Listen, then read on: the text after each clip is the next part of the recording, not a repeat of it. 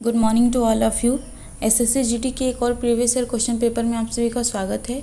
इससे पहले हम 8 साल का प्रीवियस ईयर क्वेश्चन पेपर देख चुके हैं। अगर आपने वो वीडियो नहीं देखी है तो आप चैनल पे जाकर चेक कर सकते हैं। चलिए स्टार्ट करते हैं आज की वीडियो। इसमें हम सिर्फ रीजनिंग के क्वेश्चन डिस्कस करेंगे। देखते हैं अपना पहला प्रश्न। देखिए, निर्देश दिया है प्रश्न संख्या 1 से 5 तक के लिए दिए गए विकल्पों में से संबंधित शब्द, अक्षरों, संख्या को चुनिए। मनोविज्ञान संबंधित है मन से, तो अंकगणित किससे संबंधित है? संख्या। ऑप्शन ए है ज्ञान, ऑप्शन बी है संख्या, ऑप्शन सी है ऊंचाई, ऑप्शन डी है फॉर्मूला। तो इस प्रश्न का राइट आंसर होगा ऑप्शन नंबर बी, संख्या से। नेक्स्ट देखते हैं, बर्फ संबंधित है ठंडक से, तो पृथ्वी किससे संबंधित होगी? वजन, जंगल, गुरुत्वाकर्षण, समुद्र। तो इस प्रश्न का राइट आंसर होगा गुरुत्वाकर्षण। क्वेश्चन नंबर 3 है, 11 संबंधित है 1331 से, तो 9 किससे संबंधित होगा? तो देखिए, 11 का क्यूब होता है 1331, तो हम 9 का क्यूब निकालेंगे तो आएगा 729। तो ऑप्शन नंबर सी इसमें करेक्ट हो जाएगा। प्रश्न नंबर 4 है, शिक्षक संबंधित है स्कूल से, तो नर्स किससे संबंधित है? डॉक्टर, रोगी, दवाई, अस्पताल। तो इस प्रश्न का राइट आंसर होगा अस्पताल से। खिड़की संबंधित है बढ़ई से, तो मूर्ति किससे संबंधित है? मूर्तिकार, मिस्त्री, लोहार, सुनार। तो मूर्ति जो संबंधित होगी वो होगी मूर्तिकार से। तो प्रश्न नंबर 6 देखते हैं। देखिए, इसमें ऑप्शन नंबर 1 है XW VU। तो देखिए, X -1 W -1 V -1 U। इसी तरह से ऑप्शन बी देखते हैं, S -1 R -1 Q -1 P। Option number C देखते हैं, N -1 M M -1 L L -1 K। और ऑप्शन नंबर डी देखते हैं, -1 D -1 C, और -1 करेंगे तो B आना चाहिए था, लेकिन यहाँ पे A है, तो A की जगह पे B होना चाहिए था। ऑप्शन नंबर डी इसमें करेक्ट है। क्वेश्चन नंबर 7 देखते हैं, 24, 56, 84 और 94। तो बताना है कि इनमें से कौन सा अलग है, यानी कि विषम है। तो देखिए, इसमें 94 ऑप्शन नंबर डी अलग है, क्योंकि 24, 56 और 84 ये सभी 4 से पूर्णतः विभाजित हैं, जबकि 94 इन सब 4 से विभाजित नहीं है और इन सभी में अलग है। प्रश्न नंबर 8 है, दिए गए उत्तरों में से कौन सा उत्तर निम्नलिखित का आरोही क्रम में सार्थक क्रम होगा?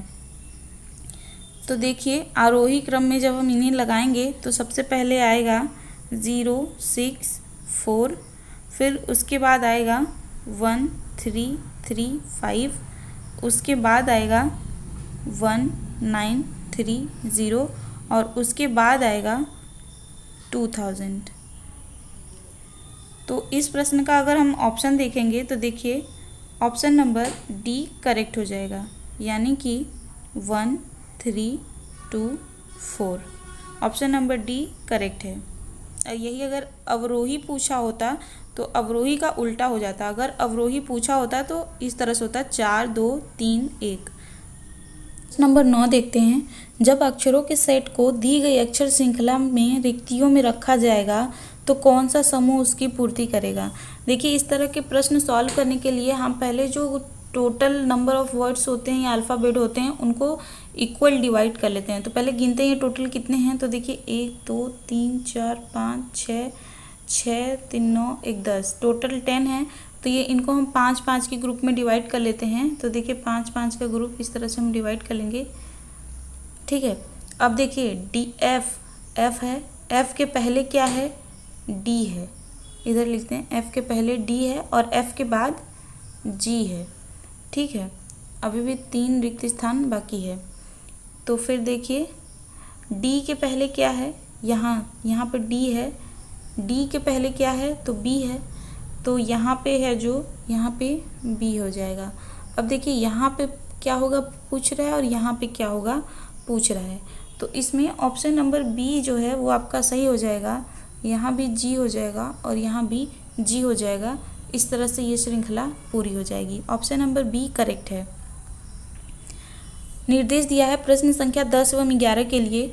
नीचे एक अनुक्रम दिया गया है जिसमें एक पद लुप्त हैं। दिए गए विकल्पों में से वह सही विकल्प चुनिए जो अनुक्रम को पूरा करे। तो बताना है कि यहाँ पे क्या आएगा। तो चलिए देखते हैं। पहला देखिए कैसे हो रहा है, 2, 3, 5 और 30 में। तो देखिए 2, 3, 6 और 6 पंजे 30, ठीक है। इसके बाद इसमें देखते हैं 5 × 1, फिर उसके बाद -1 इंटू -1 करेंगे तो आएगा -5, ठीक है। यानी कि 5 एकम 5 और 5 गुणे -1 तो आएगा -5। इसी तरह से हम इसमें देखेंगे तो देखिए इसमें जब हम गुणा करेंगे तो आएगा 12 और फिर जब 12 में -1 का गुणा करेंगे तो आएगा -12। तो ऑप्शन नंबर बी कर। प्रश्न नंबर 11 देखते हैं। 50, 65, 82, फिर प्रश्न चिन्ह 122। तो चलिए देखते हैं श्रृंखला किस तरह से बढ़ रही है। पहले देखते हैं, देखिए 50 से 65 हो रहा है +15, 65 से 82 हो रहा है +17। तो यहाँ पे क्या आएगा, यहाँ आएगा +19। तो 82 में +19 करेंगे तो आएगा 101। और इसी तरह से जब 101 में +21 करेंगे तो आएगा 122। तो ऑप्शन नंबर ए करेक्ट है। प्रश्न नंबर 12 है। 20 लोगों के एक समूह में 8 लोग हिंदी पढ़ते हैं, 11 लोग अंग्रेजी पढ़ते हैं, जबकि 5 लोग इन दोनों में से कुछ नहीं पढ़ते हैं। उनमें से कितने लोग हिंदी और अंग्रेजी दोनों पढ़ते हैं। तो देखिए कितने लोग हिंदी और अंग्रेजी दोनों पढ़ेंगे। तो देखिए कैसे निकालेंगे हम लोग इसमें।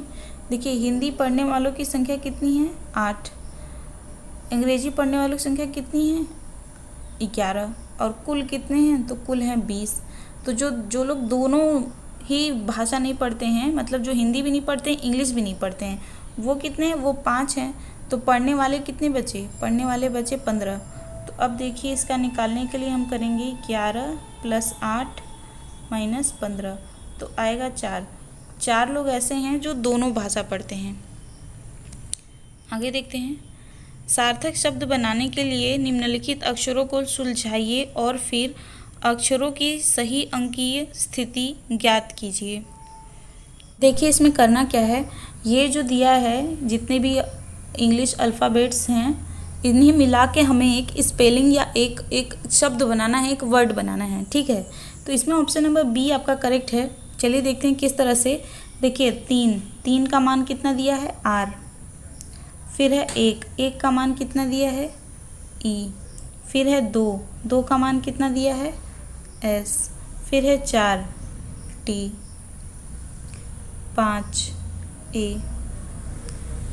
फिर है 7 का कितना है U। फिर 6 का कितना है R। फिर है 9 का कितना है A। फिर है 8 का कितना है N।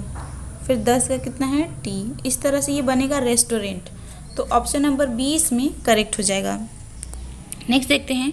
यदि डिक्शनरी को इस कोड में लिखा जाता है तो यार्ड को किस कोड में लिखा जाएगा।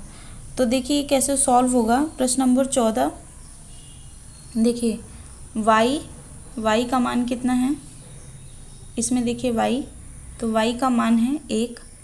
a का मान कितना है 3। फिर r का मान कितना है 6। फिर d का मान कितना है 5। तो 1365 ऑप्शन नंबर डी इसमें करेक्ट हो जाएगा। नेक्स्ट देखते हैं। छात्रों की एक पंक्ति में गणेश अंतिम एक सिरे से 7वें स्थान पर है और दूसरे सिरे से 11वें स्थान पर है। पंक्ति में छात्रों की कुल संख्या बताइए। देखिए अगर ये एक पंक्ति है तो गणेश इधर से 7वें स्थान पे है और इधर से 11वें स्थान पे है, तो कुल छात्रों की संख्या पूछ रहा है। तो कुल छात्रों की संख्या निकालने के लिए क्या करेंगे, अंतिम स्थान और शुरू का स्थान -1, तो टोटल करेंगे तो आएगा 17। तो कुल कितने विद्यार्थी हैं, तो 17 हैं। आगे बढ़ते हैं। अनसुलझे समीकरण का सही उत्तर ज्ञात कीजिए। तो हमें बताना है कि यहाँ पे क्या आएगा। तो पहले हम इसको देखते हैं कि ये किस तरह से हो रहा है। देखिए 5 × 6 × 3 बराबर 356 कर रहा है। तो कैसे कर रहा है, ये देखिए रिवर्स कर रहा है। 5 6 3 है, तो 3 5 6 कर रहा है, स्थान बदल रहा है इनका। किस तरह से स्थान बदल रहा है, देखिए इसको ला रहा है पहले स्थान पे, इसको ला रहा है तीसरे स्थान पे और इसको दूसरे स्थान पे। दूसरे में देखिए फिर 5 पहले स्थान पे जा रहा है, 1 जो है वो दूसरे स्थान पे आ रहा है और 0 तीसरे स्थान पे जा रहा है। इसी तरह से 5 6 7 में 7 पहले स्थान पे चला जाएगा, 5 5 दूसरे स्थान पे चला आएगा और 6 तीसरे स्थान पे चला जाएगा। तो ऑप्शन नंबर डी इसमें करेक्ट हो जाएगा। क्वेश्चन नंबर 17 देखते हैं। ए बी सी और डी कैरम का खेल खेल रहे हैं। ए सी और बी डी पार्टनर हैं। तो देखिए कैरम का खेल खेल रहे हैं, तो कैरम इस तरह से होता है, ठीक है। अब देखिए सी डी के बाईं ओर बैठा है जिसका मुख दक्षिण की तरफ है, तो बता रहे डी का मुख दक्षिण की तरफ है। तो देखिए इस तरह से हम दिशा बना लेते हैं, तो दक्षिण आपका इधर आएगा, उत्तर इधर आएगा, पूर्व इधर आएगा और पश्चिम इधर आएगा। तो देखिए डी का मुख दक्षिण की तरफ है यानी नीचे की तरफ है, तो डी कहाँ आएगा, यहाँ आएगा। अब इसके बाईं ओर अगर इसका मुख इस तरफ है तो इसका बायां इधर आएगा, इसके बाईं ओर बैठा है सी। अब देखिए ए का मुख किस दिशा में होगा, बी और डी पार्टनर हैं, तो बी कहाँ आएगा, यहाँ आएगा और फिर ए यहाँ आएगा। अब पूछा है कि ए का मुख किस तरफ है, तो देखिए ए का मुख इस तरफ है यानी ईस्ट की तरफ यानी पूर्व की तरफ। तो ऑप्शन नंबर सी इसमें करेक्ट है। क्वेश्चन नंबर 18 है। उस उत्तर आकृति को चुनिए जिसमें प्रश्न आकृतियाँ निहित हैं। तो बताना है कि ये तीनों आकृतियाँ किस उत्तर आकृति में हैं। तो देखिए इस प्रश्न का राइट आंसर होगा option number A. Option number A इसमें करेक्ट हो जाएगा। नेक्स्ट देखते हैं। प्रश्न नंबर 19 है। निम्नलिखित में से कौन सा आरेख छात्र, कॉलेज और स्कूल के बीच संबंध को सर्वाधिक सही दर्शाता है। छात्र, कॉलेज और स्कूल के संबंध को सर्वाधिक सही दर्शाता है, तो इसमें ऑप्शन नंबर डी करेक्ट हो जाएगा। ये हो जाएगी छात्र, फिर ये हो जाएगा स्कूल और ये हो जाएगा कॉलेज। ऑप्शन नंबर डी इसमें करेक्ट है। आगे देखते हैं। नीचे एक कथन दिया गया है जिसके आगे 3 निष्कर्ष 1, 2 और 3 निकाले गए हैं। आपको विचार करना है कि किस की कथन सत्य है, चाहे वो सामान्यतः ज्ञान तत्वों से भिन्न प्रतीत होते हों। आपको निर्णय करना है कि दिए गए निष्कर्षों में से कौन सा निष्कर्ष दिए गए कथन पर निश्चित रूप से सही लागू होता है। कथन है हास्य कॉमिक पुस्तकों में चित्र होते हैं। देखिए केवल कॉमिक पुस्तकों की बात कर रहा है जिसमें चित्र होते हैं। अब निष्कर्ष क्या है, सभी पुस्तकों में चित्र होते हैं, तो देखिए नहीं होते हैं। पुस्तकों में चित्र हो भी सकते हैं और नहीं भी। फिर है हास्य पुस्तकों से भिन्न पुस्तकों में चित्र नहीं होते हैं, तो देखिए यहाँ पे ऑप्शन नंबर बी करेक्ट है। केवल निष्कर्ष 2 ही सही है कि पुस्तकों में चित्र हो भी सकते हैं और नहीं भी हो सकते हैं, क्योंकि यहाँ पे ये तो कह नहीं रहा है कि केवल इन्हीं में चित्र होते हैं। और देखिए थर्ड क्यों नहीं होगा, ये हास्य पुस्तकों से भिन्न पुस्तकों में चित्र नहीं होते हैं। तो देखिए यहाँ की ये बात इस कथन में नहीं कर, अन्य पुस्तकों की बात नहीं कर रहा है, तो अन्य पुस्तकों में चित्र हो भी सकते हैं और नहीं भी हो सकते हैं। तो केवल निष्कर्ष 2 सही है। ऑप्शन देखते हैं, तो देखिए ऑप्शन नंबर बी करेक्ट है, केवल निष्कर्ष 2 सही है। प्रश्न नंबर 21 है। निम्नलिखित में से किस उत्तर आकृति द्वारा आकृति पूरी होती है। तो देखिए यहाँ पे क्या आएगा, तो इसमें ऑप्शन नंबर बी करेक्ट होगा। किस तरह से, देखिए ये श्रृंखला है 1 2 फिर 3, तो यहाँ पे 4 होना चाहिए, तो ऑप्शन नंबर बी करेक्ट है। आगे देखते हैं। नीचे दी गई उत्तर आकृतियों में से उस उत्तर आकृति को चुनिए जिसमें प्रश्न आकृति निहित है। तो देखिए प्रश्न आकृति जिसमें निहित है ऑप्शन नंबर बी करेक्ट है। आगे बढ़ते हैं। प्रश्न नंबर 23। नीचे दिए गए आकृतियों में दिखाए अनुसार कागज को मोड़कर काटने तथा खोलने के बाद वह किस उत्तर आकृति जैसा दिखाई देगा। तो देखिए कागज को मोड़ा जा रहा है और काटा जा रहा है, तो देखिए खोलने के बाद ये इस तरह से दिखाई देगा। ऑप्शन नंबर बी करेक्ट है।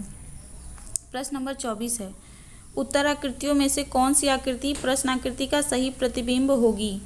प्रेयर को अगर हम मिरर में देखें या शीशे में देखें तो कौन सा सही होगा?